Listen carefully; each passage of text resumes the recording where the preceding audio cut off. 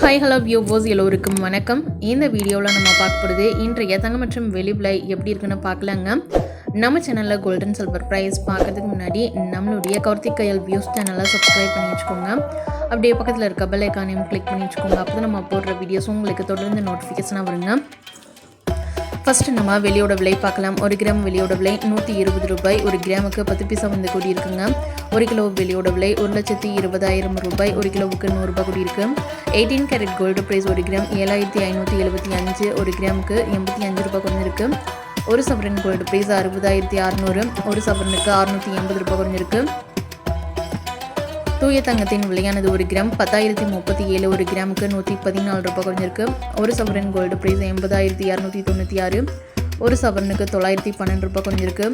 ஆபரண தங்கத்தின் விலையானது 1 கிராம் 9,200. 1 கிராமுக்கு 105 ரூபாய் குறைஞ்சிருக்கு.